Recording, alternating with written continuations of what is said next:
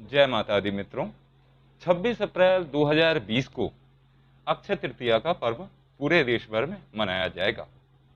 आज उसी से जुड़े हुए मैं कुछ आपको जानकारी देने आया हूं, जो करके आप माता महालक्ष्मी की कृपा प्राप्त कर सकते हैं और उससे आप अपने घर में धन, धान्य, ऐश्वर्य, संपत्ति की प्राप्ति कर सकते हैं।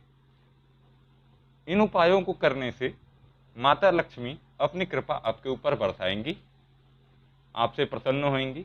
और कुछ उपाय ऐसे भी हैं जो आपके पितृगण होते हैं, अगर आपने इस दिन वो उपाय किए तो वो भी आपसे प्रसन्न होकर अपना आशीर्वाद आपके ऊपर बरसाएंगे।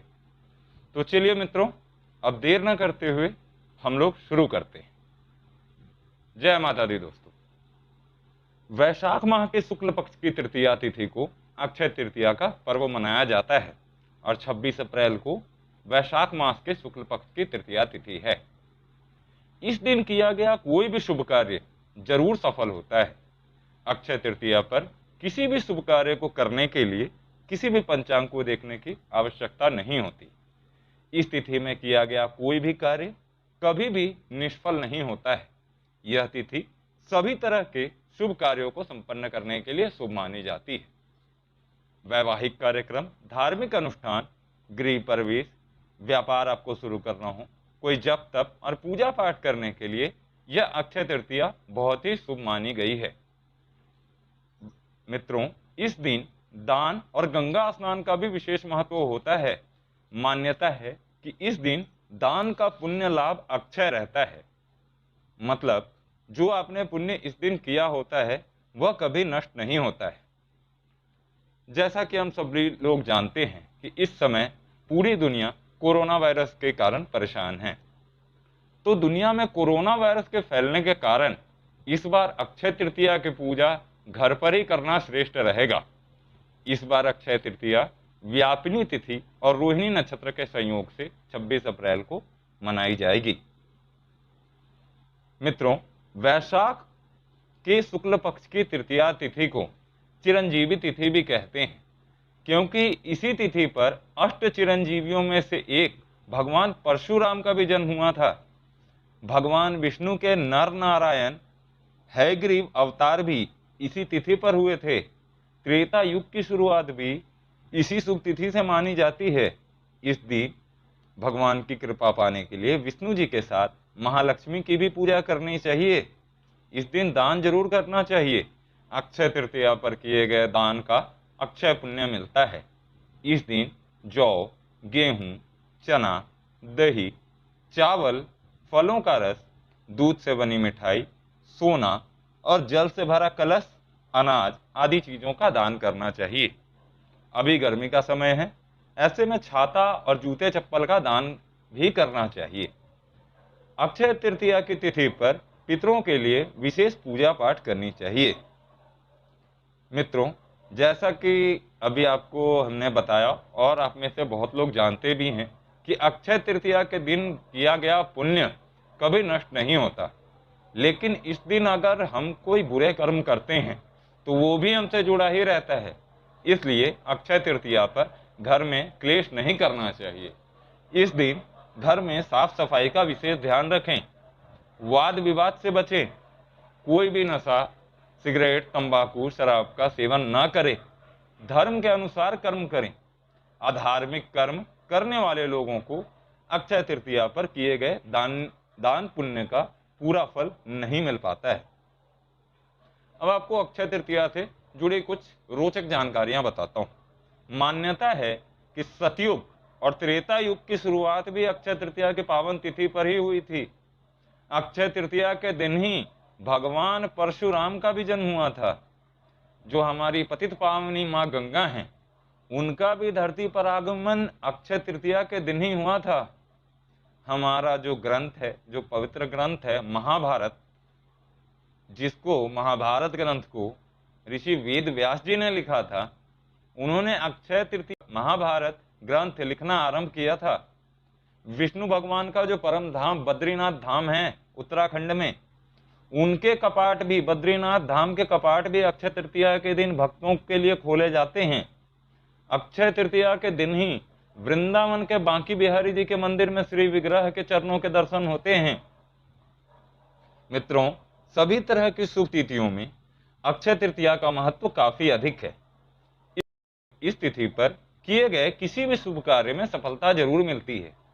स्वयं माता पार्वती ने धर्मराज को बताया था, माता पार्वती ने धर्मराज को बताया था, स्वयं यह व्रत करके मैं भगवान शिव के साथ आनंदित रहती हूं। ऐसे में कन्याओं को भी उत्तम पति की प्राप्ति के लिए यह व्रत पूरी श्रद्धा भाव के साथ करना चाहिए। जिस महिला को अभी तक संतान सुख की प्राप्ति नहीं हो पाई है, उसे भी इस व्रत को करके माता के आशीर्वाद से इस सुख की प्राप्ति हो सकती है। इसलिए जिन माताओं को संतान सुख की प्राप्ति नहीं हो पाई है किसी भी परेशानी की वजह से, वो इस दिन व्रत रख के माता पार्वती की कृपा प्राप्त कर सकती हैं। जिन बहनों की शादी नहीं हो पा रही, कुछ न कुछ अड़चन आ रही है, वो भी इस दिन का व्रत रख के एक अच्छा पति प्राप्त कर सकती हैं। तो इस दिन उन्हें व्रत रखना चाहिए। मित्रों, अक्षय तृतीया पर किसी भी प्रकार का अत्याचार, दुराचार और किसी को पीड़ा नहीं पहुंचानी चाहिए, क्योंकि इस दिन किए जाने वाला पाप कर्म फल भी अक्षुण्ण रहता है, वो कभी नहीं खत्म होता। मान्यता है कि अगर अक्षय तृतीया के दिन कोई भी गलत कार्य किया जाता है तो उसका पाप हर जन्म में जीव का पीछा करता रहता है। ऐसे में शास्त्रों में इस दिन जीवात्माओं को अत्यंत ही सावधानी बरतने वाला बताया गया है। अक्षय तृतीया के दिन किसी भी प्रकार का सींधा आदि व्रती नमक का सेवन नहीं करना चाहिए।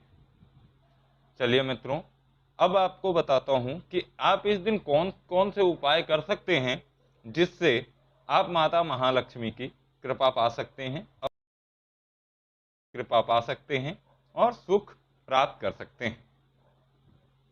आपको पहला उपाय बताता हूं। इसमें आप एक लेंगे दिव्य शंख, जो छोटा सा शंख आता है वो आपको मिल जाएगा, 11 लक्ष्मी की कौड़ियां, 7 गोमती चक्र, 108 काली मिर्च, 108 लौंग और थोड़ी सी पीली सरसों, लगभग 100 ग्राम के बराबर। फिर से बताता हूं मित्रों, आपको लेना है एक दिव्य शंख, 11 लक्ष्मी कौड़ियां, 7 गोमती चक्र, 108 काली मिर्च, 108 लौंग और थोड़ी सी पीली सरसों, लगभग 100 ग्राम। इन सबको मिलाकर आप पीस मिश्रण बना लें। शाम के समय पूजा जब आप करेंगे, उस समय लकड़ी के पाटे पर या चौकी पर एक कपड़ा बिछा लें, साफ कपड़ा बिछा लें और किसी कटोरी में इस मिश्रण को भरकर स्थापित कर लें। अब सरसों के तेल का दीपक जलाएं और उसी कटोरी के भीतर रख दें। जो आपने मिश्रण बनाया था, उस मिश्रण से कटोरी को भर लें और उसी कटोरी में सरसों का तेल का जो दीपक है उसी को जलाकर उस कटोरी के अंदर रख दें। फिर दक्षिण की तरफ मुंह करके बैठें एवं नीचे लिखे मंत्र की, जो मैं आपको मंत्र बताने जा रहा हूं, 3 या 7 माला जप करें। मंत्र इस प्रकार है: ओम दक्षिण भैरवाय भूत प्रेत बंध तंत्र बंध निग्रहणी सर्व शत्रु संहारिणी सर्व कार्य सिद्धि कुरु कुरु फट स्वाहा। मित्रों, मंत्र आप एक बार फिर से सुन लीजिए। ओम दक्षिण भैरवाय भूत प्रेत बंध तंत्र बंध निग्रहिणी सर्व शत्रु संहारिणी सर्व कार्य सिद्धि कुरु कुरु फट स्वाहा। इस मंत्र की आपको 3 या 7 माला जप करनी है। ये उपाय आप कर सकते हैं। जो भी आपके ऊपर बाधा है या ग्रह का कुछ है, कोई शत्रु आपके ऊपर कुछ कर रहा है, या आप कोई कार्य चाहते हैं कि वो हो जाए, तो ये उपाय करने से आपके कार्य की सिद्धि होगी। लेकिन ध्यान रखें, कोई भी उपाय करने से पहले आपको उस उपाय के प्रति पूर्ण रूप से श्रद्धा होनी चाहिए। मित्रों, अब आपको मैं दूसरा उपाय बताता हूं। आप अपने सामने शाम के समय, जब पूजा के समय, 7 गोमती चक्र और महालक्ष्मी यंत्र को स्थापित करें। आपको एक प्लेट लेना है, एक थाली लेनी है, उसमें थाली को धो लेना है, साफ कर लेना है सही तरीके से। उसी में आपको महालक्ष्मी यंत्र स्थापित करना है। महालक्ष्मी यंत्र के पास आपको 7 गोमती चक्र रखने हैं। महालक्ष्मी यंत्र पे आपको कुछ गुलाब की पंखुड़ियां चढ़ानी हैं और उसी थाली में आपको 7 तेल के दीपक जलाने हैं। ध्यान रखें, यह सब आपको एक ही थाली में करना है। आप यह थाली अपने सामने रखेंगे और शंखमाला, शंखमाला अगर नहीं है तो आप तुलसी की माला से जप कर सकते हैं। आपको इस मंत्र की 51 माला जप करना है। मंत्र आपको बताता हूं जो नीचे भी लिखा हुआ है, आपको 51 माला जप करना है। मंत्र इस प्रकार है, हूम हूम हूम श्रीम श्रीम ब्रह्म ब्रह्म फट।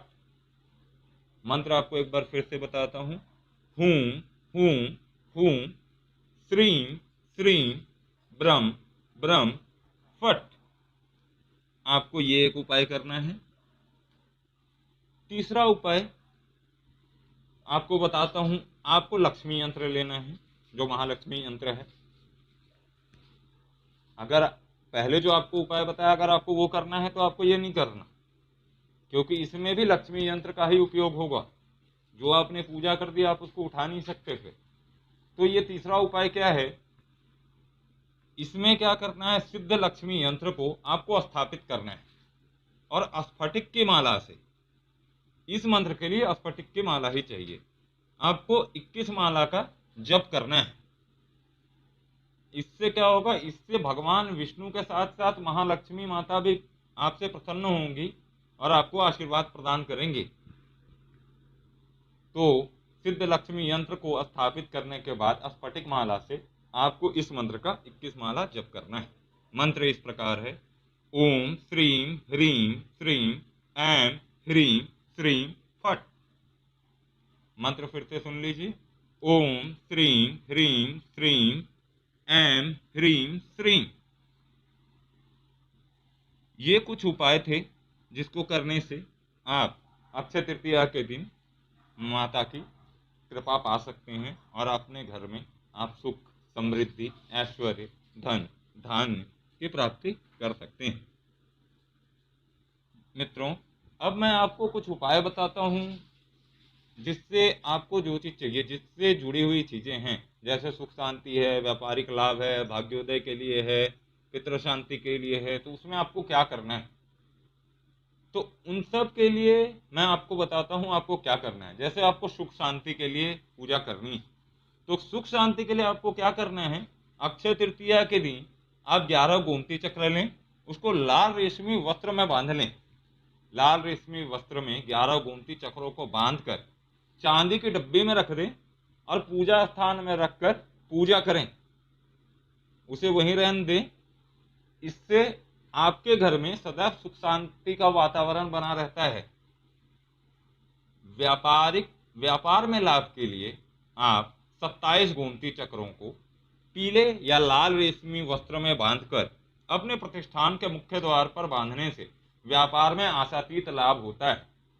नौकरी व्यापार के लिए आपको क्या करना चाहिए, यदि आपको बाधाएं आ रही हो, तो यदि कार्य के क्षेत्र में बाधाएं आ रही हो या पदोन्नति में रुकावट हो तो अक्षय तृतीया के दिन शिव मंदिर जाएं और शिवलिंग पर 13 गोमती चक्र अपनी मनोकामना का स्मरण करते हुए अर्पित करें। इससे भगवान शिव की कृपा आपको प्राप्त होगी और आपको नौकरी व्यापार में आपको लाभ होगा। मित्रों, आपको कभी कभी लगता है कि हम बहुत कुछ कर रहे हैं लेकिन वो काम हो नहीं रहा, पता नहीं भाग्य हमारा साथ दे रहा है या नहीं दे रहा है। तो इस दिन किया गया एक उपाय आपके लिए बहुत लाभदायक हो सकता है। तो इस दिन आप भाग्योदय के लिए क्या करें कि भाग्योदय के लिए अक्षय तृतीया के दिन प्रातः काल उठते ही सर्वप्रथम 11 गोमती चक्रों को पीसकर उनका चूर्ण बना लें। फिर इस चूर्ण को अपने घर के मुख्य द्वार के सामने अपने इष्ट देव का स्मरण करते हुए बिखेर दें। इस प्रयोग से आप देखेंगे कि कुछ ही दिनों में आपका दुर्भाग्य समाप्त होकर भाग्योदय होता है और आपके सारे कार्य बनने लगते हैं। कुछ लोग कहते हैं कि हमें पितृदोष है, हमारी कुंडली में जन्म पत्रिका में पितृदोष है, तो उनके लिए भी अक्षय तृतीया के दिन उपाय बताया गया है जिसको करने से हमें पितृदोष से छुटकारा मिल सकता है। तो अक्षय तृतीया के दिन हमें ये करना चाहिए कि प्रातःकाल किसी स्वच्छ स्थान या मंदिर में लगे पीपल के ऊपर अपने पितृगणों के लिए घर का बना मिष्ठान, कोई भी मीठा खाना, और एक मटकी में शुद्ध जल रखना चाहिए पीपल के ऊपर। और पीपल के ही नीचे धूप दीप प्रज्वलित कर अपने पितृगणों की संतुष्टि के लिए प्रार्थना करें। उसके बाद बिना पीछे देखे सीधा अपने घर लौट आए, रास्ते में किसी से बात नहीं करनी है, सीधा अपने घर लौट आए और दरवाजे पे ही हाथ पैर धोकर आपको अंदर जाना है। ध्यान रखें, इस प्रयोग को करते समय अन्य किसी व्यक्ति की दृष्टि आपके ऊपर ना पड़े। इस प्रयोग को करने से पितृगण शीघ्र ही संतुष्ट होकर आपको अपना आशीर्वाद प्रदान करते हैं। मान्यता है मित्रों कि अक्षय तृतीया के दिन सोने चांदी के चीजों को खरीदने का विधान है। आप भी अगर बरकत चाहते हैं तो इस दिन सोने या चांदी की लक्ष्मी की चरण पादुका लाकर घर में रखें और इसकी नियम पूर्वक श्रद्धा के साथ इसका पूजन करें। तो मित्रों, आशा है कि जो जानकारियां अभी तक आपको प्रदान की गई इस वीडियो के माध्यम से वो आपको पसंद आई होंगी। कुछ जानकारियां आपको फायदा भी देंगी। हम माता महालक्ष्मी से, भगवान शिव से, भगवान विष्णु से प्रार्थना करेंगे कि आपकी मनोकामना पूर्ण हो इन उपायों को करने से। तो मित्रों, अगर आपको ये वीडियो पसंद आया हो तो हमारे वीडियो को लाइक करें। कोई आपको क्वेश्चन हो, कोई सवाल हो, कोई प्रश्न हो तो आप कमेंट में लिखें, हम आपके सवालों का जवाब जरूर देंगे। और मित्रों, ऐसे ही और वीडियोस पाने के लिए सब्सक्राइब जरूर करें। नीचे दिए गए सब्सक्राइब बटन को दबाएं और बेल आइकन को जरूर प्रेस करें। इससे हम जो भी वीडियो डालेंगे वो सबसे पहले आपको मिल जाएंगे।